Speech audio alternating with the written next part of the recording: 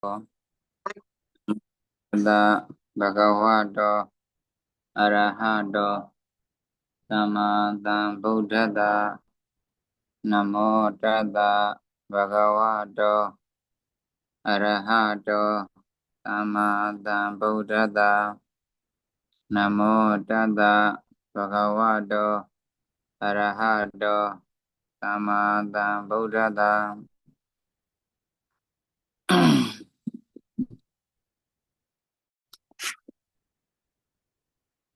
Ya Athapinya Abhya Ewa Madhe Bhavida Iso Akvido Abhyashido Athapinya Myati Paramatha Do Avisa Manapi Namade Befide Rajamulo Paramatha Abhino No Tensha Mashiva Atisaya Karina Paramatha Abhin Tensha Mashido Leve Paramatha Ne Paramatha Diarine Kim Bido Leve Athapinya No Holo Miyao Paramatha Abhino Tensha Mashiu Dime Paramatha Dine Kim Bido Leve The Athapinya Holo Mayare Adrajamulo Ba Andi Abhin Ba Andi Abhin Shira Lesoyen Atisaya Karina Suro Aro Paramatha I Aye Ayao Atu Sore Ani Abhin Paramatha Ye Aye Ayao Atu Sore Tamudi Tessa Ani Abhin Sore No Aro Tensha Shire Atisaya Karina Paramatha Ye Aye Ayao Atu Sore Tamudi Tessa Ani Abhin Sore No Athapinya Tani Abhin Yome Soyen Yauja Maima Bogo Tadawariga Aro Tensha Shire Paramatha Aye Adu Onino Tensha Shire Hello Paramatha Aye Adu Pede Dojamulo Sedo Badana Paramatha Ben Tensha Mashi Bime Leve Paramatha Aye Adu Ani Abshin Sedo Badana Maramana Buddha Oye Sedo Bama Say the day do ye Ayo no Pshiteo Say the day Ayo Bulo Yare Athapinya Sedo Bada Athapinya say the day Ayo Pshite say the day and in it Paramatha Dea Adule Hode say the day and in a leve Paramata Young Sumaradu Ayon Pu Vidoma Athapinya Tilo Yare Dojamolo say the day do ye Ayon left it and I say the day Ayo It is basic the day Ayon Shimale Aga Pinya Pia Dojamolo Athapinya Suraga Pinya Pia Dojamolo Pinya go Ayon Bude say the day Paro Ayon Fide Pinya go Ayon Bude say the day the Pinya go Ayon Bude say the Pasay Dile Okay, my ma Pinya go Ayon Bude say Along bounds in a dua Eka Abin so in a Banavaro Da Sedani Tabani Bi Pinya Daramanani Avenian Dweye Onya Niwa Chaubaye Ari No Sheba Jimbo Yanet Nasene Dava Avenian Dwayne or Level Rubber Samazanga Yedama Yaudro I Nasadava Tabinya go Egan I will say Nasadava Tabinya go and Egan I will say အနေကအာယုပြုတဲ့စိတ်ကအလုံးပေါင်းဘာနှပါတော့31အဲ့တော့ဒီဘက်ကအနေက31အဲ့တော့စာပိုက်80နဲ့စာပိုက်အနေနဲ့50နဲ့ခွန်စာပိုက်50ခွန်မှာစိတ်20ပေါ့အဲ့စိတ်20ကလောကုတ္တရဝိရှိတသဗ္ဗရမဏာနိလောကုတ္တရာကျင့်အကုန်လုံးကိုအာယုပြုတယ်ဆိုတော့အဲ့ထဲမှာလဲပါတော့ ပညာပါပါ ပညာပါတယ်အဲ့မှာဒါပေမဲ့သူကပညာတစ်ခုတည်းကိုပြုတာမဟုတ်တဲ့အတွက်ကြောင့်မို့လို့အနေကနောက်တစ်ခါမာကုသိုလ်ညာနာတံပြုစိတ်၄ခုရဲ့ကုသိုလ်အဘိညာဉ်၅ပါးအဲ့စိတ်၅ပါးကလည်းပဲအရဟတမဂ္ဂဖလဝိဇိတသဗ္ဗရမဏာနိအရဟတမအရဟတဖို့ခြင်းအလုံးစုံသောအာယုံဆိုတော့အဲ့ထဲမှာလည်းပါတော့ပညာပါပါပညာပါတယ်အဲ့ဒါသူလည်းပဲပညာတစ်ခုတည်းမဟုတ်ဆိုတော့အနေကအဲ့နှစ်ခုပေါင်းလိုက်တော့25ပါ25နောက်တစ်ခါစာပိုက်59မှာကရိယာညာနာတံပြုစိတ်၄ခုကရိယာအဘိညာဉ်ဟုတ်ထောအဲ့စိတ်6ပါးကလည်းအာယုံအလုံးကိုအာယုံပြုတယ်ဆိုတော့အဲ့ထဲမှာလည်းပဲပညာပါတယ်ပညာအဲ့ဒါလည်းပဲပညာအနေခံပေါ့ကျန်တဲ့တရားတွေထဲမှာကြတော့ပညာမပါတော့အဲ့ဒါမလို့ပညာကိုအနေခံအာယုံပြုတဲ့စိတ်ဆိုရင်အာရုံဘယ်နှပါတော့31ပါပါ31ပါ50ခွန်58 59က31ပါနေကံ61ကကြတော့ဧကံဟုတ်တော့ဧကံ21ပါ21ပါ31ရဲ့21ရဲ့ပေါင်းတော့50နဲ့2ပါ52ပါပညာကိုအာယုံပြုတဲ့စိတ်50နဲ့2ပါရှိတယ်အဲကြောင့်မလို့စိတ်တုပ္ပါဒနာစိတ်တုပ္ပါဒနာမှာစိတ်တအရာဆိုရင်ပညာကိုအာယုံပြုတဲ့စိတ်တနည်းအားဖြင့်ပညာတရမဏစိတ်50နဲ့2ပါကိုယူရအဲ့ဒီအထာပညာကအဲ့ဒီစိတ်50နဲ့2ပါရဲ့အာယုံဖြစ်တယ်လို့ပြောသင်္ကပါဠိထောက်ဆိုရင်တော့စုံရိယကိုထောက်မယ်ဆိုရင်တော့ခုနတော့50ခွန်58 59 61ပေါ့သင်္ကဂါရကိုထောက်မယ်ဆိုရင်ဧကဝိတတိဟောဟာရီနောက်တစ်ခါဝေဒနုဒ္ဒရမုဒ္ဒံမိအာဂမကဖလုစီတေပင်စသဗ္ဗထစအဲ့ဒီ၄ခုကိုထောက်အဲကြောင့်လို့စေတုပ္ပါဒနာမာရမဏဗုဒ္ဓ၌စိတ်ဓာတ်အရာကိုပါဠိထောက်၍ကောက်ပြပါဆိုရင်ဒီပညတ္တရမဏစိတ်50နဲ့2ပါးကိုယူအဲ့ပါဠိတွေကိုထောက်အထာပညာဒီပရမတ္ထအားဖြင့်သင်္ရှားမရှိတော့လည်းပဲပရမတ္ထနဲ့ကျင်းပြီးတော့လည်းပဲသူ့ကိုသိဖို့မရတဲ့အတွက်ပရမတ္ထရဲ့အရေးအယောင်အတုအနေအပြင်သင်္ရှားရှိနေတယ်အရေးအယောင်အတုပရမတ္ထရဲ့အရေးအယောင်အတုဖြစ်တဲ့အတွက်ကြောင့်မို့လို့စိတ်စေတသိက်တွေရဲ့အာယုံအနေနဲ့လည်းပဲဖြစ်နေတယ်တဲ့ဘယ်စိတ်စေတသိက်တွေရဲ့အာယုံလဲဆိုတော့ပညတ္တာဗြဟ္မဏစိတ်50နဲ့2ပါးရဲ့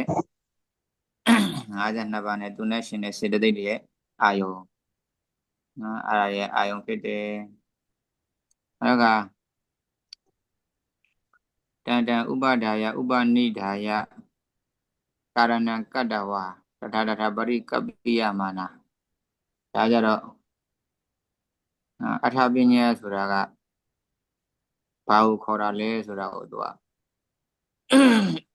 ဒီပါဠိတွေရတယ်ရေးတော့မကြည့်တော့ပါဘူးဒီပါဠိတွေကအထာပညာဆိုတာဘာကိုပြောတာနော်ဘုရားမှာအထာပညာဆိုတာပရမတ္ထပဲထင်ရှားမရှိဘူးပရမတ္ထရဲ့အရေးအယောင်အတု အနေနဲ့စိတ်စေတသိက်တွေရဲ့အာယုံမှာထင်လာတဲ့တရားဆိုတော့ဘယ်တရားကိုပြောတာလဲဘယ်တရားကိုအထာပညာလို့ခေါ်တာလဲဆိုတော့တန်တံဥပါဒါယဥပနိဒါယကာရဏံကတ္တဝတထတထပရိကပ္ပိယမာနတို့ကတော့အထာပညာလို့ခေါ်တဲ့တရားကိုသူကပြတာပဲထို့သောအချင်းရာအဖြစ်တန်တံဥပါဒါယဥပနိဒါယဒါကြတော့ထို့သောအပြားအဖြစ်ထို့သောအချင်းအရာကိုဆွဲ၍၎င်းတန်တံဥပနိဒါယထို့သောအချင်းအရာကိုဆွဲ၍၎င်းတန်တံဥပနိဒါယထို့သောအရာဝတ္ထုကိုထောက်စား၍၎င်းထို့သောအချင်းအရာကိုဆွဲ၍၎င်းဆိုတာကဒီဘက်ကတထံတန်တံဘုဒ္ဓဝိပရိနာမကာရမုပါဒာယတထတထပညတ္တဘုမိပပ္ပထာတိကနော်အဲ့ဒါတွေကိုပြန်ပြီးတော့ပြောတာပါအဲ့ဒါတွေကိုသူကဒီမှာတန်တံဥပါဒါယတန်တံဥပနိဒါယထို့သောအရာဝတ္ထုကိုထောက်စား၍၎င်းထို့သောအရာဝတ္ထုကိုထောက်စား၍၎င်းတဲ့နော်ထောက်စား၍၎င်းဆိုတာကသူကချိုးနံပါတ်တွေကကြတော့တစ်ခုနဲ့တစ်ခုထောက်စားပြီးတော့သိရတာပေါ့တချို့အထာပညာမှာအရှိကိုထောက်စားပြီးတော့မှအတူကိုသိရတယ်ဆိုတာကဘာကိုထောက်စားပြီးတော့သိရတာလဲဆိုရင် ထောက်စားပြီးထောက်စားပြီးတော့သိရတယ်အဲ့တော့ဒုတိယဆိုတဲ့ဒါတွေကဥပနိဒာအထာပညာတွေကိုပြောတာပေါ့အတူဆိုတာကအရှိကိုထောက်စားပြီးတော့သိရတယ်ဒုတိယဆိုတာလည်းပဲပထမကိုထောက်စားပြီးတော့သိရတယ်အဲ့ဒါမျိုးဘုရောအရာဝတ္ထုကိုထောက်စား၍၎င်းကာရဏံကတ္တဝါကာရဏံကတ္တဝါဆိုတာခေါ်အဲ့လိုထောက်စားပြီးတော့ခေါ်ခြင်းရဲ့အကြောင်းပြု၍ခေါ်ပညာရှင်ရဲ့အကြောင်းပုဒ္ဒနမိတ်ပြု၍အဲ့လိုထို့အချင်းရာကိုဆွဲပြီးတော့နော်ခေါ်ရတာမျိုးထို့အရာဝတ္ထုကိုနော်အဲ့ဒါဥနာထို့အချင်းရာကိုဆွဲပြီးတော့ခေါ်ရတာမျိုးဆိုတာကဒီဘက်ကတန်ဌာနာပညာတို့ဘာတော့ဘူမိပပ္ပဒါတိကဒါတွေကိုပြောတာပါတန်တံဥပနိဒါယထို့အရာဝတ္ထုကိုထောက်စားပြီးတော့မှအဲ့ဒါကိုအကြောင်းပြုပြီးတော့ခေါ်ရတာမျိုးအဲ့ဒါကြတော့ခုနအရှိအတူအမဲအဖြူအနှိမ့်အမြင့်ပထမဒုတိယအဲ့ဒါမျိုးတွေအဲ့လိုမျိုးဥပနိဒါပညာတွေကိုနော်အဲ့တော့တထပရိကပ္ပိယမာနာထို့သောအပြားဖြင့်ကြံစားအပ်တဲ့နော်စိတ်ထဲမှာကြံစားအပ်တဲ့ကြံစားပြီးတော့စိတ်ထဲမှာထင်လာတဲ့အထေဝတ္ထုတရပေါ့နော်အထေဝတ္ထုတရကိုတဲ့အထာပညာလို့ခေါ်ပါတယ်တဲ့ဒါကနော်အထာပညာဆိုတာဘာတွေကိုပြောတာလဲပရမတ္ထပဲထင်ရှားမရှိဘူးပရမတ္ထအရေးအောင်အတုဖြစ်တဲ့အတွက်စိတ်မှာထင်လာတယ်ဆိုတော့ဘလို့အရာမျိုးလဲဆိုတော့အဲ့ဒါကိုသူကဘလို့အရာမျိုးလဲဆိုတာအဲ့ဒါနော်ဒီလိုဟာမျိုးပဲဆိုတာကိုပြတာပေါ့တဏ္ဍဥပါထာယတဏ္ဍဥပါထာယတဏ္ဍဥပါထာယဥပနိဒါယကာရဏံကတ္တဝတထတထပရိကပ္ပိယမာနာဆိုတာကဘာကိုအထာပညာလို့ခေါ်လဲဆိုတာအထာပညာရဲ့အထိပ္ပယ်ကိုပြောပြတာပေါ့နော်ဒီလိုရှင်းရကိုဆွဲပြီးတော့အကြောင်းပုဒ္ဒနမိတ်ပြုပြီးတော့ခေါ်ရတဲ့အရာမျိုးဘုရောအရာဝတ္ထုကိုထောက်စားပြီးတော့ခေါ်ရတဲ့အရာမျိုးအဲ့လိုမျိုးအချင်းရာအပြင်စိတ်ထဲမှာထင်လာတဲ့အနတ်အထေဝတ္ထုတရက်ကိုတဲ့ဒါပရိကပ္ပိယမာနာအထာပညာလို့ခေါ်ပါတယ်တဲ့ဒါဖြင့်အဲ့လိုအထေဝတ္ထုတရက်အနတ်တရက်ကိုဘာကြောင့်အထာပညာလို့ခေါ်ရတာလဲဆိုရင်တော့အဓိကတော့ပညာသင်္ခာယတိတမညာယတိဩဟာရိယတိပညာယတိတိပညာတိတိအဲ့မှာလွင်ရတော့ပညာပိယတိတိပညာတိပဲဒါပဲလို့အဲ့လိုအနတ္တကအခုနတော့ဟာတွေကိုအထာပညာလို့ခေါ်တယ်ဆိုတာဘာကြောင့်ခေါ် တာလဲဆိုရင်ပညာပိယတိပဲ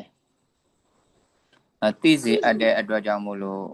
နော်ပညာပိယတိအပြားအပြင်သိစေအပ်တဲ့အတွက်ကြောင့်မို့လို့အခုနပြောခဲ့တဲ့အနတ္တရတွေကိုအထာပညာလို့ခေါ်ပါတယ်တဲ့နော်အထာပညာလို့ခေါ်ပါတယ်ရှေ့ကနေသူရှေ့ရဆလာတဲ့သင်္ခါယတိတို့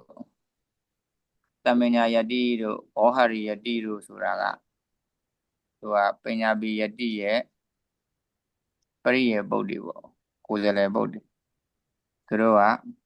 ဗရဏပုဒ်မဟုတ်ဘူးဗရဏကတော့ပညာပိယတိ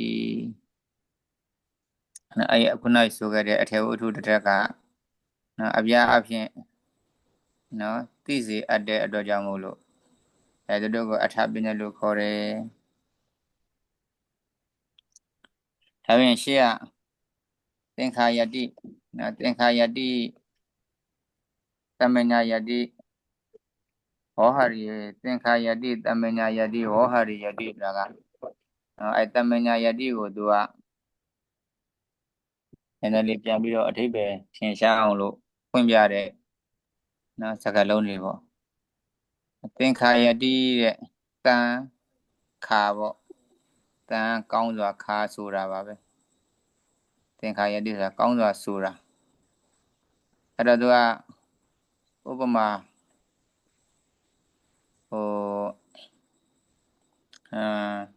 မြေပြင်ဆိုတဲ့အနတ္တရကြီးကိုမဟာဗုဒ္ဓရဲ့ကြီးမားကျယ်ပြန့်တဲ့အချင်းရာဖြစ်နေတဲ့မြေကြီးမားကျယ်ပြန့်တဲ့အနတ္တရကြီးကိုဘူမိမြေလို့နော်ဘူမိမြေလို့ဆိုမယ်ဆိုရင်အဲ့လိုဆိုတဲ့စကားကနော်သင်္ခါယတိကောင်းစွာဆိုထားတဲ့စကားဖြစ်ပါတယ်သင်္ခါယတိဆိုတာကခုနကဘယ်လိုပေါ့ရှေ့ကပြောခဲ့တဲ့ဟာတွေနော်မဟာဗုဒ္ဓရဲ့မုံမောမမဆောက်နော်ဖြစ်နေတဲ့အချင်းရာကိုတောင်းလို့ခေါ်မယ်ဆိုရင်အဲ့လိုခေါ်တဲ့နော်အဲ့လိုဆိုတဲ့စကားတန်နော်အဲ့ဒါမှန်အဲ့လိုဆိုတာကမှန်မှန်ကန်ကန်ကောင်းစွာဆိုတဲ့ဒါကောင်းစွာဆိုခြင်းဖြစ်ပါတယ်ပေါ့တမညာယတိသင်္ခါယတိတမညာယတိဆိုတာကအဲ့ဒီခုနကတော့မြေပြင်တတက်ကြီးကိုဘူမိဆိုပြီးတော့အဲ့လိုမှန်မှန်ကန်ကန်ဆိုတာဖြစ်တဲ့အတွက်ကြောင့်မို့လို့လည်းပဲသူကနောက်ပိုင်းလူတွေကကြတော့အဲ့ဒီကြီးမားကျယ်ပြန့်တဲ့နော်ဒီမြေပြင်တတက်ကြီးကိုဘူမိဆိုပြီးတော့အကုန်လုံးကဝိုင်းပြီးတော့တတ်မှတ်ကြတယ်သမုတ်ကြတယ်တဲ့တမညာယတိ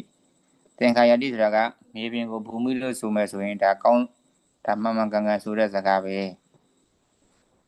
အဲ့လိုမှန်မှန်ကန်ကန်မှန်ကန်တဲ့စကားမှန်ကန်တဲ့အတွက်ကြောင့်မို့လို့တမညာယတိတဲ့နောက်လူတွေကလည်းပဲတဲ့မြေပြင်ကြီးကိုတွေ့မယ်ဆိုရင်ဘူမိဆိုပြီးတော့ဒါဝိုင်းပြီးတော့သမုတ်လိုက်ကြတယ်ပေါ့မြေတွေ့ရင်ဘူမိလို့ခေါ်တောင်တွေ့ရင်ပပဒလို့ခေါ်စသဖြင့်တမညာယတိတဲ့အကောင်းစွာနာမည်ပေးလိုက်ကြတာပေါ့တမညာယတိသမုတ်တယ်ဆိုတာကနာမည်ပေးလိုက်တာပဲဩဟာရိယတိတဲ့ဩဟာရိယတိဆိုတာကအဲ့လိုနာမည်ပေးပြီးပါပြီဆိုရင်လည်းပဲနောက်ပိုင်းလူတွေကလည်းပဲရှေ့ပညာရှိတွေနာမည်ပေးထားတဲ့အတိုင်းပဲနော်မြေပြင်ကိုတွေ့မယ်ဆိုရင်နော်ပါဠိလိုဘူမိမြန်မာလိုမြေကြီးဆိုပြီးတော့ခေါ်ကြတယ်တဲ့နော်ဒါဟောဟာရိယပညာပိယတိအဲ့လိုမျိုးပေါ့နော်ဘူမိဆိုတဲ့အတန်ကြောင့်အဲ့ဒီကြားတဲ့ပုဂ္ဂိုလ်ရဲ့စိတ်ထဲမှာမြေပြင်တတက်ကြီးနော်ပေါ်လာတဲ့အတွက်မြေပြင်တတက်ကိုသိအပ်တဲ့အတွက်ကြောင့်မို့လို့အဲ့ဒီအရာအနတ္တရတည်အနတ္တရတွေကိုပညာတည်တဲ့အထာပညာလို့ဆိုပါတယ်ဆိုလိုတာဒါတွေကတော့သင်္ခါယတိတမညာယတိဟောဟာရိယတိဆိုတာကဒါပညာပိယတိရဲ့ပရိယေကိုယ်စလဲပုတ်တွေပဲဒီကလူရင်းကတော့ဘာတော့ ပညာပိယတိပဲပညာပိယတိပညာပိယတိသူတစ်ပါးတို့ကလည်းပဲမြေသားကိုဘူမိဟုနော်ပညာပိယတိသိစေအပ်၏သိစေအပ်၏ဆိုတာကပြောပြအပ်၏သိစေအပ်၏ဒါကိုပြောပြအပ်၏သူများတွေကိုလည်းပဲဒါဒီမြေကြီးကဘူမိလို့ခေါ်တယ်နော်စသည်ဖြင့်ပေါ့ဒီမြေကြီးကိုဘူမိလို့ခေါ်တယ်လို့ကသိစေသိအောင်ပြောပြအပ်တယ်ဒါကြောင့်မို့လို့အဲ့ဒီမြေသားတစ်ထက်ကတိအထာပညာနော်သင်္ခါယတိဆိုတာကမြေကြီးကိုဘူမိလို့ဆိုမယ်ဆိုရင်အဲ့ဒီဆိုတဲ့စကားကမှန်မှန်ကန်ကန်ဆိုတဲ့စကားတမညာယတိဆိုတာကအဲ့စကားမှန်ကန်တဲ့အတွက်ကြောင့်မို့လို့နော်ပညာရှိတွေကမြေကြီးကိုဘူမိဆိုပြီးတော့နာမည်တက်ပြီးတော့သမုတ်ကြတယ်ဟောဟရိယတိကအဲ့လိုသမုတ်ထားတဲ့အတွက်ကြောင့်မို့လို့နောက်တော့လူကမြေကြီးကိုတွေ့ပြီးဆိုရင်ဘယ်လိုခေါ်ကြတော့မြေကြီး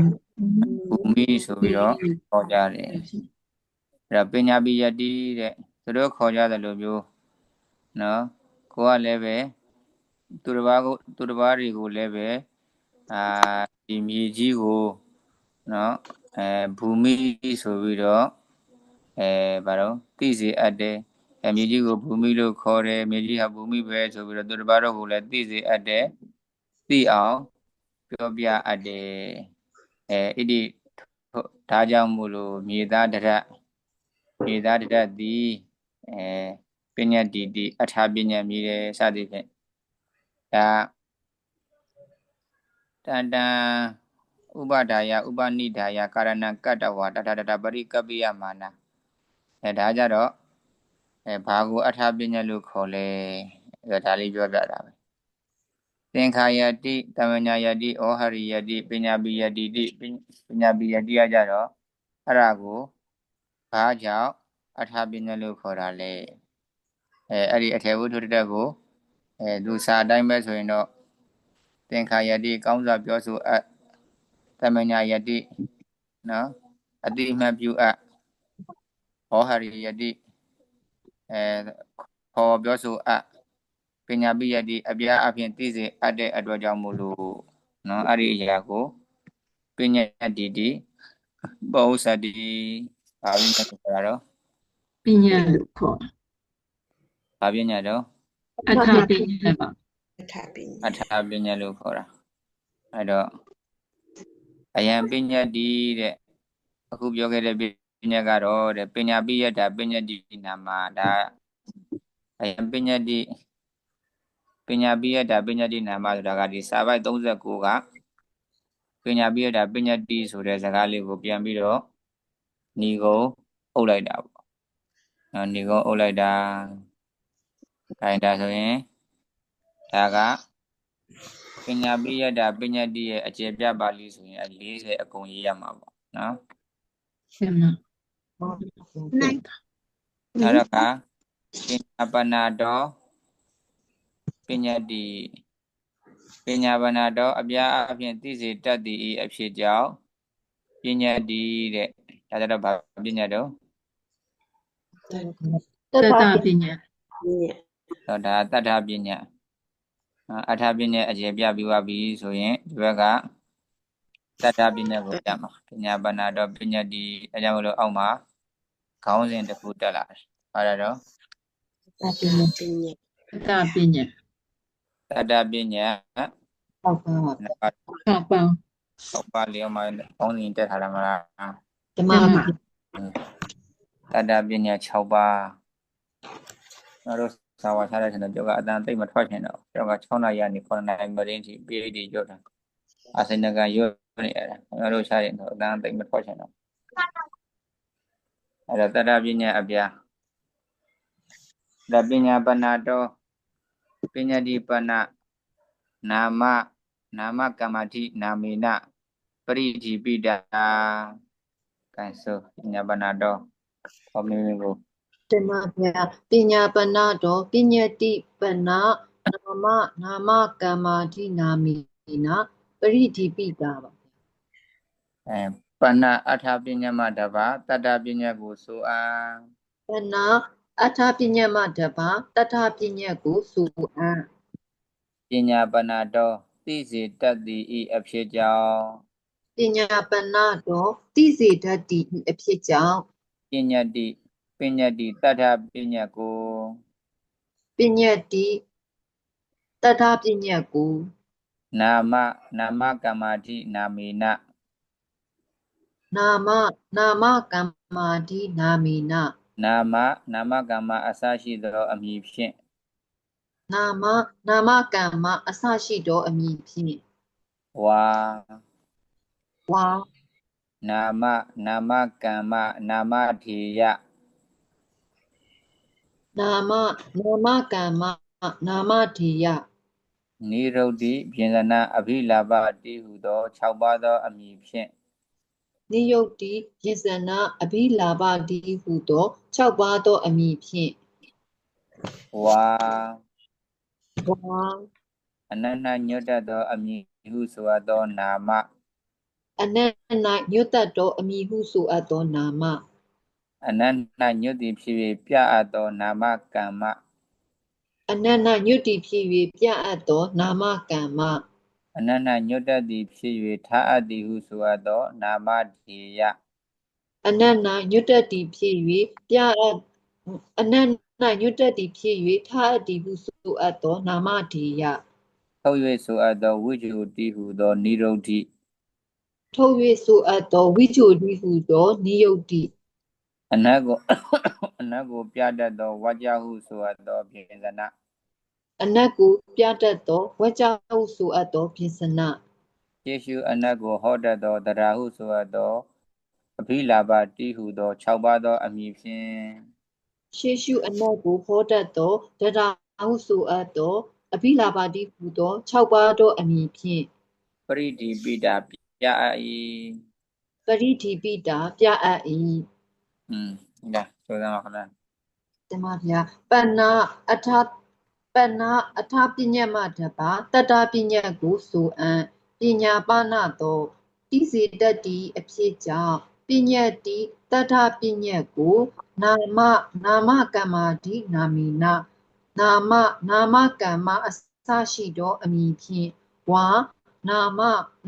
ကမ္မာနာမဒေယနိယုတ်တိယစ္စနာအဘိလာပါတိဟုသော6ပါးသောအမည်ဖြင့်ဝါအနန္တညွတ်တတ်သောအမည်ဟုဆိုအပ်သောနာမအနန္တညွတ်တိဖြစ်၍ပြအပ်သောနာမကမ္မအနန္တညွတ်တတ်သည်ဖြစ်၍ထားအပ်သည်ဟုဆိုအပ်သောနာမဒေယထုတ်၍ဆိုအပ်သောဝိချိုတိဟုသောနိယုတ်တိအနတ်ကိုပြတတ်သောဝကြဟုဆိုအပ်သောပြင်စနရှေရှုအနတ်ကိုဟောတတ်သောတတ္ထာဟုဆိုအပ်သောအဘိလာပါတိဟုသော6ပါးသောအမည်ဖြင့်ပရိဒီပိတာပြအပ်၏ပါဗျာဒီ41ကသတ္တပညာရဲ့အကျေကိုပြတာပေါ့နော်သတ္တပညာရဲ့အကျေကိုပြတာတဲ့အခုနောက်တော့ဒီဘက်ကခေါ်လိုက်တဲ့အတန်ခေါ်ဆိုလိုက်တဲ့အတန်ခေါ်ဆိုလိုက်တဲ့အတန်ကိုအတန်ကြီးတတ်ဆိုရင်တော့သူကဘာတော့တတ်တာယုံပဲနော်ကိုယ့်ရဲ့နားထဲမှာကြားလိုက်တဲ့အတန်ကြတော့ဘာဖြစ်သွားမှာတော့တတ္တပညာတတပညာအတန်တတ်ကတော့တတ္တပညာမဟုတ်ဘူးနော်ဘာလဲတော့တတယုံပရမထစစ်စစ်ကြီးဟုတ်တယ်မလားဟောနေပဲလို့ပဲကားဆိုရင်ကားဆိုတဲ့အတန်ကတတ္တယုံပါတတယုံကိုနားထဲမှာကြားလိုက်တဲ့ကားဆိုတဲ့အတန်ကြတော့ဘာတော့တတ္တပညာနာမပညာပြီးရင်အဲ့အတန်ကြောင့်ကိုယ်စိတ်ထဲမှာထင်လာတဲ့ကားအနတ္တထကြီးရကြတော့အထပညာပညာဟိုမှာသူကသူရှိနေတဲ့ကာကြီးရကြတော့ဒါနဲ့ဆိုင်လားမဆိုင်ရကအစေနော်သူတတ္ထာယုံတတ္ထာပညာနာမပညာအထပညာကာအစေကွဲတယ်မလားကတော့တင်ပါပြီအဲ့ဒါဆိုရင်ဒီမှာဒါအခုအဲ့တတ္ထာပညာအပြားကိုပြတော့မှာပညာဘာနာတော့ နောက်39မှာလည်းပဲပညာပဏ္ဏတော့ပညာတိဆိုပြီးတော့တတ္တပညာကိုအကျဉ်းပြခဲ့တယ်ဒါကြောင့်မို့လို့လည်းအခုဒီမှာအဲ့ဒါလေးနဲ့ပဲနေတဲ့အစပြောမှာပေါ့ပညာပဏ္ဏတော့ပညာတိဟောတတ္တပညာကတဲ့တတ္တပညာကနာမကမ္မာတိနာမေနပရိဒီဝိတာခေါင်းတော်အတန်တွေကိုကိုယ်နားထဲမှာကြားလာတဲ့အတန်တွေကိုတတ္တပညာလို့လည်းခေါ်လို့ရတယ်နာမပညာလို့လည်းခေါ်လို့ရတယ်ဒါဖြင့်နောက်ထပ်ဘလို့လည်းပဲခေါ်လို့ရသေးလေအဲ့ဒါတော့ဒီမှာခုနသူတစ်ပါးပြောဆိုလိုက်တဲ့နာမည်တွေကိုကိုယ်နားထဲမှာကြားလာပြီဆိုရင်အဲ့ဒီအတန်တွေကိုတတ္တပညာနာမပညာလို့ခေါ်လို့ရတယ်လို့နောက်ထပ်နာမကမ္မာတိနာမေနပရိဒီပိတာတဲ့နောက်ထပ်အမည်6မှုနဲ့လည်းပဲနော်အဲ့ဒါတွေကိုခေါ်လို့ရပါသေးတယ်တဲ့အမည်6မှုဆိုတာဘာတော့နာမတရားနာမနိရောဓိဇဏအပိလာပဘယ်နှမျိုးတော့6မျိုးနာမကမ္မနာမတရားနာမနိရောဓိနာမလေးရကြတော့သူကအကုန်လုံးနဲ့နာမကမ္မမှာပါတယ်နာမလေးကနောက်ကဟာတွေနဲ့အကုန်လုံးလိုက်ပြီးတော့တွဲပြရမှာအဲကြောင့်မလို့ပါတော့နာမကံနာမဒီနာမဒီနာမနိဗ္ဗုတိနာမပြင်စနာနာမလာပနော်အဲ့ဒါတတ္တပညာဆိုတဲ့နာမပညာကိုတဲ့နောက်ထပ်နာမည်6မျိုးထပ်ပြီးတော့ပေးလို့ရပါသေးတယ်တဲ့အဲကြောင့်မလို့ဒီပါဠိလေးရကြတော့တတ္တပညာရနိုင်တဲ့အမည်တွေကိုပြတဲ့ပါဠိပေါ့နော်တင်ပါတတ္တပညာနာမပညာဒီနောက်ထပ်အမည်6မျိုးရနိုင်တဲ့တနည်းအားဖြင့်အဲ့ဒါတွေကိုနောက်ထပ်အမည်6မျိုးပေးပြီးတော့ထပ်ပြီးတော့ခေါ်နိုင်တယ်အခုပြောတဲ့အမည်6မျိုးနဲ့တတ္တပညာကိုထင်ရှားအောင်နားလည်အောင်ပြောပြပါအဲတတ္တပညာကိုနောက်ထပ်ပေးနိုင်တဲ့အမည်တွေကဘာတွေလဲဒါဝဲသွားနာမကမ္မာတိနာမေနပရိဒီပိတာလို့ပြောတာဒါတွေမကဘာလို့သူကအဘိဓမ္မာနော်တင်ညာခြာဝါတမညာစာဘိဓာနာနာမမဝါယောနာမတရားဒီဝဇနာပရိဝကြံတုဥဒ္ဒရံဆိုတာအဘိဓာန်တွေဘာတွေမှာဆိုရင်အဲ့ဒါအမိဟောတရားတွေပါတယ်အဲ့ဒါတွေလည်းပဲခေါ်လို့ရကန်ထားပါတော့အဲ့ဒါဆိုရင်နာမတဲ့ဟောနာမကိုအနတ်ဆိုတဲ့အခါမှာဘယ်လိုပြောတော့အနတ်နာညွတ်တတ်တော့အမိဟုဆိုရတော့နာမမိမိတို့ကိုယ်ကအနတ်နာမဆိုတာကအတ္တနမတိတိနာမတနည်းအားဖြင့်အတ္တနိအဋ္ဌံနာမေတိတိနာမအတ္တနမတိတိအနတ်တို့ညွတ်တတ်၏မိမိတို့ကိုယ်တိုင်အနတ်တို့ညွတ်တတ်တဲ့အတွက်ကြောင့်မို့လို့ဘာလို့ခေါ်တာတော့နာမလို့နာမတဲ့ဥပမာဘူမိတရာဘူမိဆိုတဲ့တရားကမြေကြီးဆိုတဲ့အနတ်ကိုဟောနိုင်တဲ့တတ္တိသူ့မှာမရှိဘူးလားရှိလားရှိပါတယ်အဲ့လိုဘူမိတရားဒီအနတ်ဟောနိုင်သူမြေကြီးအနတ်ဟောနိုင်တဲ့တတ္တိရှိတဲ့အတွက်ကြောင့်မို့လို့အဲ့ဘူမိတရားကမြေကြီးအနတ်ကိုဟောဖို့အတွက်အမြဲတမ်းမညွတ်ဘူးလားညွတ်နေလားညွတ်နေပါဆိုတော့ဒါအဲ့ဘူမိတရားကမြေကြီးဆိုတဲ့အနတ်ဘက်ကိုသူကဥတည်နေတယ်လို့မျိုးပေါ့ဟောတော့သူကမြေကြီးဆိုတဲ့အနတ်ကိုဟောနိုင်တဲ့တတ္တိရှိတာဟုတ်တယ်မလားဟုတ်ပဲကျန်တာတွေလည်းအတူတူပဲပေါ့ကျန်တဲ့ဟာတရားမနော်ခုနတော့ပပတ္တဆိုလဲတောင်ကလည်းပဲပပတ္တတရားကတောင်အနက်ကိုဟောနိုင်တဲ့တတိရှိတဲ့အခါကျတော့အဲ့ပပတ္တဆိုတဲ့နာမည်ကတောင်အနက်ကိုဟောဖို့အတွက်အမြဲတမ်းသူကဘာလို့ညွတ်နေတယ်နော်ဟောဖို့အတွက်ညွတ်နေတယ်တနည်းအားဖြင့်တောင်အနက်ဘက်ကိုသူကအမြဲတမ်းဥတီးနေတယ်လို့ပြောတာပေါ့အဲ့ဒါကိုမိမိတို့ကိုယ်တိုင်အနတ်တို့ညွတ်တတ်တယ်လို့ပြောတာအဲ့တစ်ခုကျတော့သူကအတ္တနိသတ္တနာမေတိတိနာမမိမိတို့လည်းအနတ်တို့ကိုညွတ်စေတတ်တယ်တဲ့ မိမိဆိုတဲ့တရားမိမိဆိုတဲ့တရားတို့လည်းအနတ်တွေကိုဘာလို့ညှို့စေတတ်တယ်နာမအမိရခြင်းအကြောင်းကဘယ်နှချက်တော့ နှစ်ချက်ပါဗျာ ကိုယ်တိုင်ကလည်းပဲတရားကိုယ်တိုင်ကအနတ်တို့ညှို့တယ်အနတ်တွေကိုလည်းပဲတရားတို့ညှို့စေတယ်ပေါ့နော်ဥမာနော်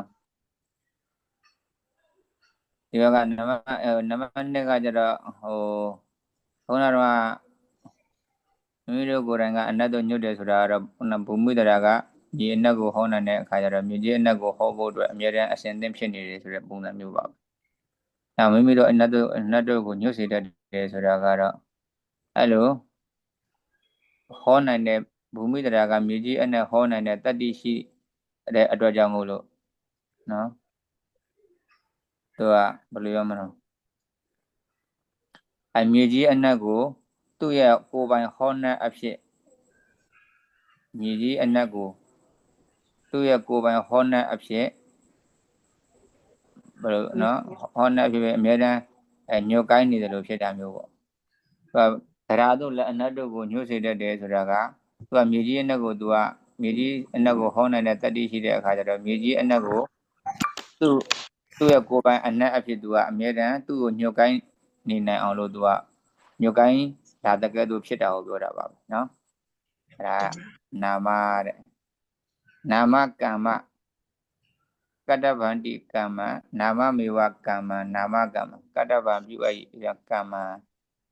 ပြုအပ်မှဲ့အပ်ခေါ်အပ်တဲ့အတွက်ကြောင့်မို့လို့ကမ္မဘာကိုမှဲ့ခေါ်အပ်တာလဲဆိုတော့နာမမေဝကမ္မတဲ့နာမမေဝကမ္မအမည်ကိုမှဲ့ခေါ်အပ်သောကြောင့်ဆိုတာတတ္တပညာမှန်သမျှသည်ရှင်းပညာရှိတွေကမှဲ့ခေါ်ထားတဲ့ဘာတွေပဲတော့အမီဟုတ်တယ်မလားနာမည်မှန်သမျှရှင်းပညာရှိတွေကအကုန်လုံးဒါဒီနာမည်ကိုဒီလိုပေးကိုနာမည်ကိုဟိုလိုပေးဆိုပြီးတော့ပဲရှင်းပညာရှိတွေကအကုန်လုံးမှဲ့ခဲ့တာမလားတင်ပါဗျာအဲဒါမလို့တတ္တပညာဆိုတဲ့အရာတတ္တပညာမှန်သမျှကရှင်းပညာရှိတွေကပြုပြင်စီရင်မှဲ့ခေါ်ခဲ့တဲ့နာမည်တွေဖြစ်တဲ့အတွက်ကြောင့်မို့လို့သူတို့ကဘာလို့လဲခေါ်တော့နာမကမ္မတဲ့အနုကဘာတော့နာမတိယဒီယတိထပိယတိတိဒီယံထားအပ်သောကြောင့်ဒီယနာမမေဝဒီယံနာမဒီယံတဲ့နော်ဆိုတော့ဒီတတ္တပညာနာမည်ကိုထားအပ်သောကြောင့်နာမဒီယအားလည်းခုနနာမကမ္မနဲ့သိမကွာပါဘူးနာမကမ္မကြတော့ဒီတတ္တနာမည်တွေကရှင်းပညာရှိတွေမှဲ့ခေါ်ခဲ့တဲ့နာမည်တွေကြီးပဲတတ္တနာမတွေကကြတော့ဒီတတ္တပညာနာမည်တွေကရှင်းပညာရှင်တွေနော်ပညာတင်ထားတဲ့ရှင်းပညာရှင်တွေပညာတင်ထားတဲ့နာမကမ္မဆိုရင်ရှင်းပညာရှင်တွေပြုထားတဲ့နာမည်ပြုထားတဲ့မှဲ့ထားတဲ့နာမည်နာမတွေကကြတော့ရှင်းပညာရှင်တွေပညာတင်ထားတဲ့ဒီယတိထပိယတိတိဆိုတော့ပညာတင်ထားတဲ့နာမည်အဲ့ဒါကနာမနိရုဒ္ဓိကြတော့နိဟုတ်တိဥစ္စတေတိဟုတ်တိဥစ္စတေဆိုအပ်ဤဣတိယဥဒ္တိနိဟရိတ္တဥဒ္တိနိရုဒ္ဓိထုတ်ရဆိုအပ်သောကြောင့်နိရုဒ္ဓိဆိုတာကဒီတတ္တပညာဆိုတဲ့နာမည်တွေကရှင်းပညာရှင်တွေထုတ်ပြီးတော့မဆိုခင်နာမည်မပေးခင်တော့အကုန်လုံးကတိမ်မြုပ်နေကြတာပဲဟုတ်တယ်မလားနာမည်မပေးကားဆိုတဲ့နာမည်ကလည်းပဲသူကားနာမည်မပေါ်ခင်တော့အဲ့ကားတွေမရှိခင်တော့အဲ့ကားနာမည်ကမြုပ်နေတာမလားတင်ပါပြီအဲ့ဒါကိုမြုပ်နေတဲ့ကားဆိုတဲ့နာမည်ကိုရှင်းပညာရှင်တွေကဘာလို့ထုတ်ဖော်ပြီးတော့မှခေါ်ဆိုလိုက်တာထုတ်ဖော်ဆိုအပ်တဲ့အတွက်ကြောင့်မို့လို့အဲ့ဒါကိုသူဘာလို့အဲ့နာမပညာတတ္တပညာတွေကိုဘာလို့လဲခေါ်တော့နိယုတ်တိနာမနိယုတ်တိဘုရားမပွင့်ခင်ကနော်ဘုရားမပွင့်ခင်ကလည်းဒီပိဋကကျမ်းစာတွေကမြုပ်နေတာပဲဘုရားပွင့်တဲ့ပုံမှာဒါထုတ်ပြီးတော့အကုန်ဟောရတာနော်ဒါဘုရားဒီပိဋကဆိုတာဓမ္မဆိုတာဘုရားပွင့်မပွင့်သူကရှိနေတဲ့တရားတွေထုတ်ဖို့ဟောကြားမဲ့သူရှိတဲ့အတွက်ကြောင့်မို့လို့မသိတာ အဲကြောင့်မလို့ဘုရားဒါတွေကိုထုတ်ဖို့ဟောကြားလိုက်တဲ့အခါကျတော့ဒီနာမည်တွေအကုန်လုံးကဘာနာမည်ရပါတော့နာမနိရုဒ္ဓ နိရောဓ အဲ့ဒါကနာမပြင်စနာအထံပြင်စီယတိပကတိတိတိပြင်စနာအနတ်ကိုထင်ရှားပြတတ်တဲ့အတွက်ကြောင့်မို့လို့ပြင်စနာဒီတတ္တပညာနာမည်တွေကအနတ္တရမကားလို့ပြောလိုက်ဆိုရင်ကားဆိုတဲ့တတ္တပညာအတန်ကိုကြားပြီးတော့ခင်ဗျားတို့စိတ်ထဲမှာကားဆိုတဲ့အနတ္တရထင်ထင်ရှားရှားကြီးမပေါ်ဘူးလားပေါ်လား ပေါ်လာပါတယ် ဒါကြောင့်မလို့ကိုယ့်ရဲ့အာယုန်နဲ့ကိုယ့်ရဲ့စိတ်ထဲမှာအနတ္တရအထာပညာကိုထင်ထင်ရှားရှားပြတတ်တဲ့ပေါ်အောင်လုပ်တတ်တဲ့အတွက်ကြောင့်မို့လို့အဲ့ဒီတတ္တပညာတွေကိုဘာလို့လဲခေါ်တော့နာမ မပြင်စနာ နော်အဲ့ကနာမအဖိလာပနာမအဖိလာပအဖိလပတိတိအဖိလာဘောရွတ်ဆိုအပ်တယ်ပေါ့အဖိလာဘောအဲ့တော့ဒီနာမပညာတွေဆိုတာကတတ္တပညာတွေဆိုတာကမရွတ်ဆိုဘဲနဲ့နော်ပေါ်လာပါမလား မပေါ်လာပါဘူး နော်ဝရဏပုဂ္ဂိုလ်ကပြောဆိုတဲ့ပုဂ္ဂိုလ်ကအကုန်လုံးကရွတ်နော်ကားကိုပြောခြင်းနဲ့ဆိုရင်ဝရဏပုဂ္ဂိုလ်ကကားကိုပြောခြင်းနဲ့ဆိုရင်ကားဆိုတဲ့အနတ်ကိုမှတ်ပြီးတော့မှပါဇက်ကနေပြီးတော့ကားအဲ့လိုရွတ်ဆိုရတာမလားဒါကြောင့်မလို့သူကအဖိလာပါတိအဖိလာဘောဆိုတာကသူကရွတ်ဆိုပြောဆိုတဲ့အတွက်ကြောင့်မို့လို့တတ္တပညာရွတ်ဆိုမှပြောမှသာလည်းတတ္တပညာအမြင်ရမှာမပြောဘူးဆိုရင်တတ္တပညာအမြင်မရဘူးနော်အဲကြောင့်မလို့အကုန်လုံးကရွတ်ဆိုပြောဆိုတဲ့နာမည်တွေပဲဖြစ်တဲ့အတွက်ကြောင့်မို့လို့နာမဖိလာပါတဲ့အဲကြောင့်မလို့လူတယောက်မှာနာမည်လူတယောက်ကိုနာမည်6မျိုးပေးလို့ရတယ်လို့မျိုးဘူမိဆိုတဲ့တတ္တပညာလေးတစ်ခုတည်းကိုပဲဘူမိဆိုတဲ့နာမည်နော်ဒီပါဠိလေးတစ်ခုကိုပဲနာမပညာတတ္တပညာနာမကမ္မနာမတေယ နာမနိရုဒ္ဓိနာမပြင်စနာ နာမပိလာပနော်အမည်တွေအများကြီးပေးနိုင်တယ်တဲ့အဲ့လိုပေးနိုင်တယ်ဆိုတာကိုသိစီလို့တဲ့အတွက်ကြောင့်မို့လို့ဒီမှာအရှင်အနုရဒဆရာကပညာပဏတောပညာတိပဏနာမကမ္မတိနာမေနပရိဒီပိတာဆိုပြီးတော့ဒါကိုပြောတာနော်ဟုတ်တယ်မလားမှန်ပါဗျာ ကဲနောက်တစ်ခါဒီဘက်ကဒါကဒီ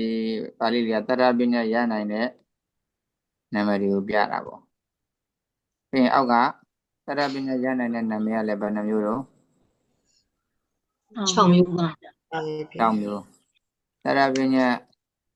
ရနိုင်တဲ့နာမည်က6မျိုးရှိတယ်လို့တတ္တပညာအပြားကလည်းပဲ6မျိုးရှိတယ်အောက်မှာတာဝိဇ္ဇမာနပညာတိအဝိဇ္ဇမာနပညာတိဝိဇ္ဇမာနိနာအဝိဇ္ဇမာနပညာတိအဝိဇ္ဇမာနိနာဝိဇ္ဇမာနပညာတိဝိဇ္ဇမာနိနာဝိဇ္ဇမာနပညာတိအဝိဇ္ဇမာနိနာအဝိဇ္ဇမာနပညာတိစေတိသဗ္ဗိတာဟောတိတဲ့။ကဲ။တော်လေးနဲ့ဆိုကြည့်ကြမှာအဲ့ဒါ မှာဗျာတာဝိဇ္ဇမာနပညတ္တိအဝိဇ္ဇမာနပညတ္တိဝိဇ္ဇမာနေနအဝိဇ္ဇမာနပညတ္တိအဝိဇ္ဇမာနေနဝိဇ္ဇမာနပညတ္တိဝိဇ္ဇမာနေနဝိဇ္ဇမာနပညတ္တိအဝိဇ္ဇမာနေနအဝိဇ္ဇမာနပညတ္တိစေတိသဗ္ဗိတာဟောတိ ။ဒါကညအနတ်တေဝိသစာအုပ်မလား တင်ပါဗျာ ။အဲ့ဒါအနတ်ပါဆိုလိုက်ပြန် တင်ပါဗျာသာထို6ပါးတော်အမိဖြင့်ပြအပ်တော်တတ္တပညတ္တိဝိဇ္ဇမာနပညတ္တိစပရမတ္ထအားဖြင့်ထင်ရှားရှိတော်ပညတ်၎င်းအဝိဇ္ဇမာနပညတ္တိစပရမတ္ထအားဖြင့်ထင်ရှားမရှိတော်ပညတ်၎င်းဝိဇ္ဇမာနီနာအဝိဇ္ဇမာနပညတ္တိစ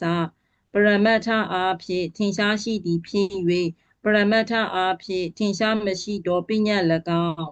အဝိဇ္ဇမာနီနာဝိဇ္ဇမာနပညတ္တိစ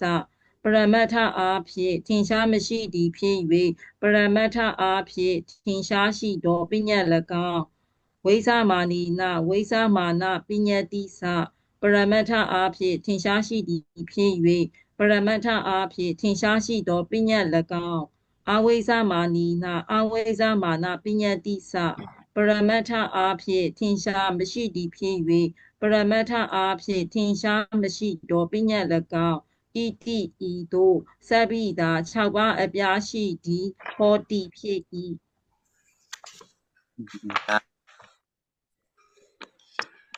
အယောခဏတော့က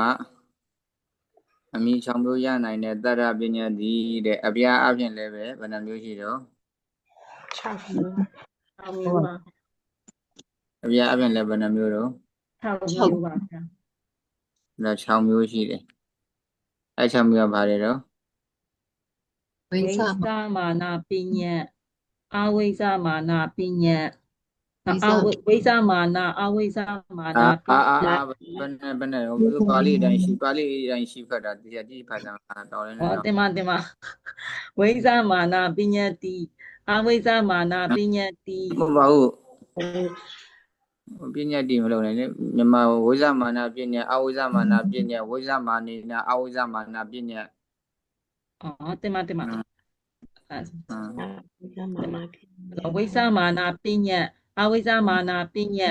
ဝိဇာမာနာအဝိဇာမာနာပညာဟုတ်ပါဘူးခင်ဗျားကမှားလို့ခင်ဗျားပြင်ပါခဏဒီကမပြင်ပါဝိဇာမာနေနာအဝိဇာမာနာပညာအဝိဇာမာနီနာဝိဇာမာနာပညာဝိဇာမာနီနာဝိဇာမာနာပညာအဝိဇာမာနီနာအဝိဇာမာနာပညာပါအဲ့တော့ဒါတတ္တပညာ6မျိုးနားထောင်တဲ့ပုဂ္ဂိုလ်တွေကိုအပြားအပြင်သိစေတတ်တဲ့အတွက်ကြောင့်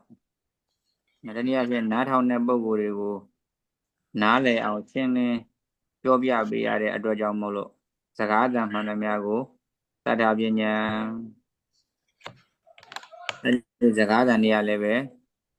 ဒီပညာရှိတွေမှဲ့ခေါ်ထားတဲ့နာမည်တွေဖြစ်တဲ့အတွက်ကြောင့်မို့လို့နာမပညာတတ္တပညာနာမပညာအပြင်နော်တတ္တပညာနာမပညာတွေကိုလူတွေနားလည်အောင်ဘယ်လိုလုပ်ရမလဲဆိုရင်နာမကမ္မနာမဒေယနာမနိရောဓိနာမပင်နာနာမဖိလာပဆိုတဲ့ဒီအမည်6မျိုးနဲ့နားလည်အောင်လူတွေကိုပြောပြရမယ်ဒါမှဒါဆိုရင်တတ္တပညာတွေအလုံးပေါင်းအပြားဘယ်နှပါးရှိလဲဆိုရင်နော်6ပါးနံပါတ်1ကဝိဇာမာနပညာဝိဇာမာနပညာဆိုတာကဘာတော့ပရမတ္ထအပြင်ထင်ရှားရှိတဲ့အမည်တွေပေါ့။ဒါနည်းအားဖြင့်ပရမတ္ထတရားတွေရဲ့နာမည်တွေပရမတ္ထတရားတွေရဲ့နာမည်တွေဒီပါတော့ဝိဇာမာနပညာနော်စေတသိက်ယုတ်နိဗ္ဗာန်ဆိုတဲ့ပရမတ္ထတရားတွေရဲ့နာမည်ပရမတ္ထတရားတွေရဲ့နာမည်ဒီဝိဇာမာနပညာနောက်တစ်ခါအဝိဇ္ဇမာနပညာတဲ့အဝိဇ္ဇမာနပညာကြတော့ဘာဖြစ်မလို့ပရမတ္ထအဖြစ်ထင်ရှားမရှိတော့ပညာပရမတ္ထပဲထင်ရှားမရှိတော့ဘာပြောတာတော့ပရမတ္ထပညာတရားရဲ့နာမည်ပေါ့ပညာသူပြောင်းပြန်လိုက်ပရမတ္ထမဟုတ်ဘူးဆိုမှတော့ဘာတော့ပညာပေါ့ပညာဝိဇ္ဇမာနပညာဆိုတာကပရမတ္ထတရားရဲ့နာမည်အဝိဇ္ဇမာနပညာဆိုတာကပညာတရားရဲ့နာမည်ဟုတ်တယ်မလားတင်ပါဗျာနံပါတ်3ကဝိဇ္ဇမာနိနာအဝိဇ္ဇမာနပညာအဲ့မဲ့ဒီနေရာလေးမှာတော့တိတိကျကျဆိုအောင်နော်ဝိဇ္ဇမာနတတ္ထပညာပေါ့နော်တိကျဆိုမှရအောင်ပညာဆိုရင်အထာတတ္ထ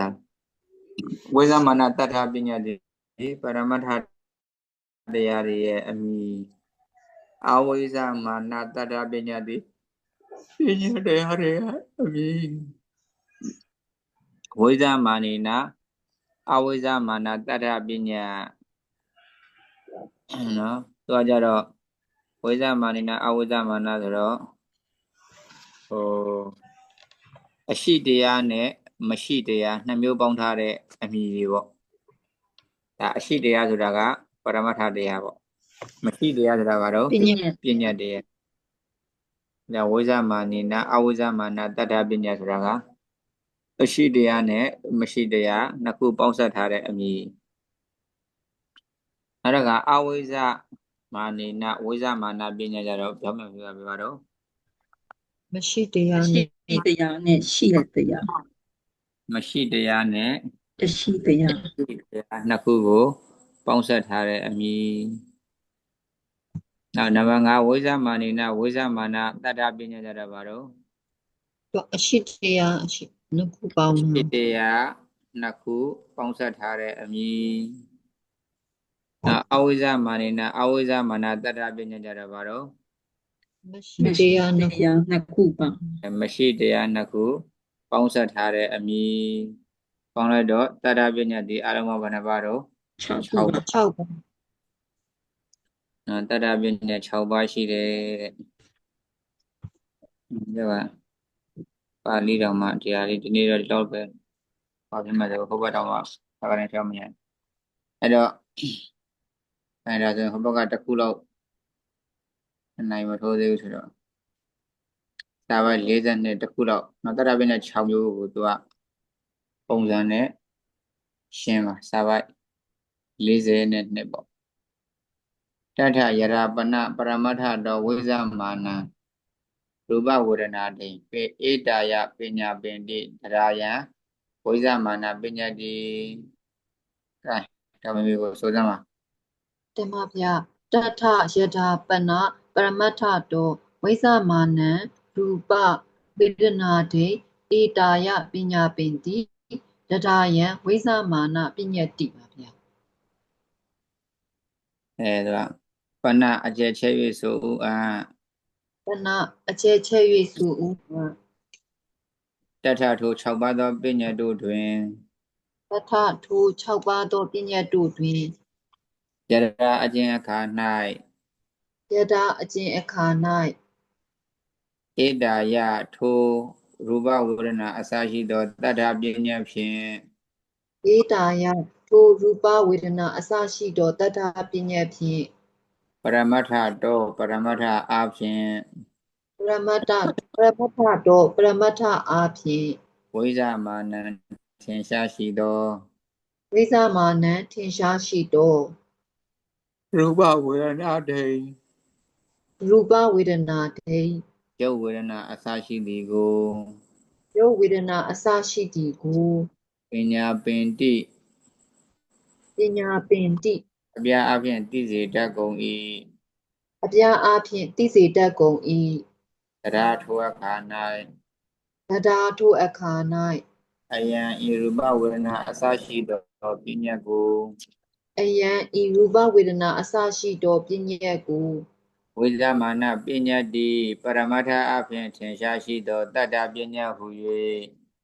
ဝိဇ္ဇမာနပညတ်တိပရမတ္ထအားဖြင့်ထင်ရှားရှိသောပညတ်ဟူ၍ တတ္တပညာဟု၍ တထပညတ်ဟူ၍ ဘဝစတိအပြာအဖြင့်မိတ်အပ်၏ ပဝုစတိအပြားအားဖြင့်မိတ်အပ်၏ ပနအကျဲချဲဥအံ့အခါကျတော့ပြီးတော့ခါကျတော့တထထို6ပါးသောပညတ်တို့တွင်ယထာအကျင့်အခါ ၌ဧတာယထိုရူပဝေဒနာအစရှိသောတထပညတ်ဖြင့်ပရမတ္ထတောပရမတ္ထအားဖြင့်ဝိဇ္ဇမာနံထင်ရှားရှိသောရူပဝေဒနာတေရုပ်ဝေဒနာအစရှိသည်ကိုပညာပင်တိအပြားအားဖြင့်သိစေတတ်ကုန်၏ထိုအခါ ၌အယံဤရူပဝေဒနာအစရှိသောပညတ်ကိုဝိဇ္ဇမာနပညတ်တိပရမတ္ထအားဖြင့်ထင်ရှားရှိသောတတ္ထပညတ်ဟူ၍ပဝုစတိအပြားအားဖြင့်မိတ်အပ်၏ပါဗျာ ဒါနာမပညာတတ္တပညာ6ပါးထဲမှာပရမတ္ထအဖြင့်ထင်ရှားရှိတဲ့ပညာအဓိကတော့6ခုကွဲပြီးမဲ့လည်းပဲလူရင်းပြောရင်တော့ဘယ်နှခုပဲရှိတာတော့ တစ်ခုပဲရှိတာပါဗျာ နှစ်ခုပဲပရမတ္ထအပြင်ထင်ရှားရှိတဲ့ပညာနဲ့ပရမတ္ထထင်ရှားမရှိတဲ့ပညာဟုတ်တယ်မလား တင်ပါ တင်ပါ ဗျာ ထင်ရှားရှိရင်ဝိဇ္ဇမာနထင်ရှားမရှိရင်အဝိဇ္ဇမာနဒါလူရင်းမှတ်ထားဖို့ကဒါပဲဒါထင်ရှားရှိမရှိကိုဘယ်လိုခွဲတော့နော်မြတ်စွာဘုရားရှင်အဘိဓမ္မာတရားတွေကိုဟောတဲ့အခါမှာပရမတ္ထတရားတွေကိုလည်းပဲပါတော့ ဟော ဟုတ် လို့ရတယ်ဗျာပရမတ္ထတရားတွေကိုလည်း ဟောပါတယ် ပညာတရားတွေကိုလည်း ဟောပါတယ်ဗျာ ပါတယ် ပရမတ္ထတရားတွေမှာလည်းပဲပါရှိတော့နာမည်ရှိတယ် နံ ပရမတ္ထတရားတွေမှာလည်းပါရှိတော့ နာမည်ရှိ ပဲရှိပါ ပညာတရားတွေမှာလည်း နာမည်ရှိတယ် ရှိတယ်ပရမတ္ထတရားတွေရဲ့နာမည်ဒီပရမတ္ထအသင်ရှားရှိတဲ့ဝိဇ္ဇမာနတတ္တပညာဟုတ်တယ်မလား တင်ပါ ပရမတ်မဟုတ်တဲ့ပညာတရားတွေရဲ့နာမည်ဒီပရမတ္ထအပြင်သင်ရှားမရှိတဲ့ အဝိဇ္ဇမာနပညာ တတ္တပညာအဝိဇ္ဇမာနတတ္တပညာဟုတ်တယ်မလား တင်ပါဗျာ တင်ပါဗျာ အဲဒါလို့ကိုအာယုန်နဲ့ပေါ်လာတဲ့အနတ္တရအထပညာကပရမတ္ထအပြင်ထင်ရှားရှိတယ်ဆိုရင်အဲ့ဒီအနတ္တရအထပညာကိုသိစေတဲ့ဟောတဲ့နာမည်ရလည်းပဲအဲ့ဒါပရမတ္ထအပြင်ထင်ရှားရှိတဲ့တတ္တပညာပေါ့ တင်ပါဗျာ ဟုတ်တယ်မလားအဲ့ဒါပရမတ္ထအပြင်ထင်ရှားရှိတဲ့အနတ္တရ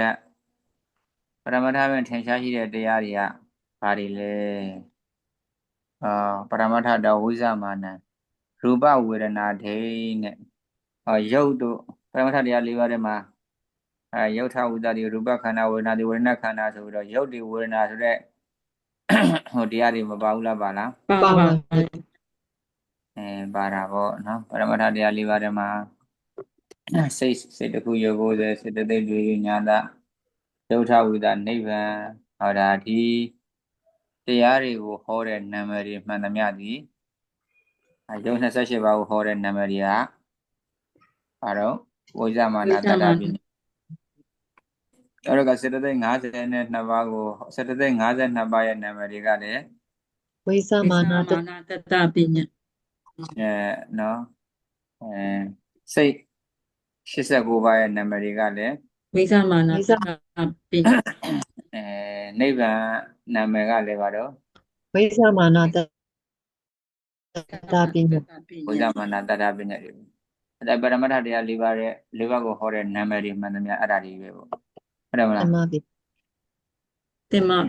ရတယ်မလား တင်ပါဗျာ အဲကြောင့်မလို့ တင်ပါ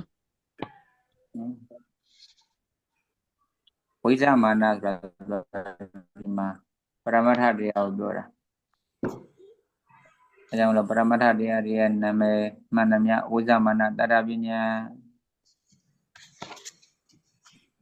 မဟာကုသိုလ်စိတ်ဆိုလည်းပါတော့ ဝိဇ္ဇမာနပညာ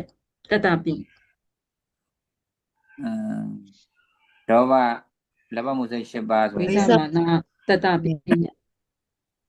ဒေါသစေတသိက်ဆိုလည်း ဝိသမနာတတာပညာ တတ္တပညာ ဒိမတဘောစိတ်89ပါးရဲ့နာမည်စေတသိက်52ပါးလုံးရဲ့နာမည်ရုပ်28ပါးရဲ့နာမည်နော် တင်ပါ တင်ပါ အဲ့ဒါတွေကဝိဇ္ဇမာနတတ္တပညာတွေပဲပေါ့ဘုံတော်လည်းပဲရူပတို့ဝေဒနာတို့ဆိုတာကပရမတ္ထတရားတွေရဲ့နာမည်တွေပဲဟုတ်လား တင်ပါဗျာ အဲကြောင့်မလို့ပရမတ္ထတော်ဝိဇ္ဇမာနရူပဝေဒနာဒိနဲ့ပရမတ္ထပဲထင်ရှားရှိတဲ့ရူပဝေဒနာအစရှိတဲ့ဇာတ်တွေကတဲ့ဣဒယရူပလို့ပြောလိုက်ရင်ခမတို့ရဲ့စိတ်ထဲမှာပြောမှဆိုရင်အဲဒီရုပ်ဆိုတဲ့သဘောတရားရုပ်သဘောတရားကခမတို့ရဲ့စိတ်ထဲမှာအထပညာအနေနဲ့မပေါ်ဘူးလား ပေါ်လာပါတယ်ဗျာ ဝေဒနာလို့ပြောလိုက်ရင်လည်းခံစားမှုသဘောတရားတွေကလက်တွေ့မပြနိုင်ပေမဲ့လို့ခံစားမှုသဘောတရားတွေကလည်းပဲမပေါ်ဘူးလားပေါ်လာလား ပေါ်လာပါတယ် ပေါ်လာပါတယ် ဒါကြောင့်မို့လို့အဲ့ဒီရူပဝေဒနာဆိုတဲ့အတန်ရူပဝေဒနာဆိုတဲ့နာမည်တွေကတဲ့ကိုယ့်ရဲ့စိတ်ထဲမှာနော်ရုပ်တထဝေဒနာတထဆိုတဲ့ပရမတ္ထပင်ထင်ရှားရှိတဲ့အထပညာဓာတ်တွေကို ပေါ်စီတဲ့သိစီတဲ့အတွက်ကြောင့်မို့လို့အဲ့ဒီပါဠိလိုဆိုရင်တော့ရူပဝေဒနာမြန်မာလိုဆိုရင်တော့ရုပ်ဝေဒနာပေါ့နော်အဲ့ဒီစကားသံကိုတရားယံဝိဇ္ဇမာနပညာတိတဲ့ဘာလို့ခေါ်တာတော့ ဝိဇမာန ဟုတ်ပါ တ ဗျာ တပိညာ တတ္တပညာလို့ခေါ်တာနော် ဒီမှာ ရူပဝေဒနာဆိုတဲ့ပါဠိဘာသာအတန်ကဒါမှမဟုတ်ရုပ်ဝေဒနာဆိုတဲ့မြန်မာအတန်ကကြားတဲ့ပုဂ္ဂိုလ်ရဲ့စိတ်ထဲမှာနော်ရုပ်တရက်ဝေဒနာတရက်ဆိုတဲ့အထာပညာတရက်ကိုပရမတ္ထပင်ထင်ရှားရှိတဲ့အထာပညာအနတ်တရက်ကိုသိစေတတ်တဲ့အတွက်ကြောင့်မို့လို့ကြားလိုက်တဲ့ရုပ်ဝေဒနာပါဠိလိုရူပဝေဒနာဆိုတဲ့အတန်နော်အတန်ဒီဝိဇ္ဇမာနတတ္တပညာမြည်တယ်တဲ့ဒါကိုပြောတာပဲနော် ဘာသာပညာ6မျိုးကိုတခုချင်းစီပုံစံထုတ်ပြီးတော့ပြောပြတာဒါဆိုအခုဒါဝိဇ္ဇမာနတတ္တပညာပြီးပါပြီပေါ့နော်ကဲ ဘာပြန်ဟုတ်တယ်ပါလေဆရာ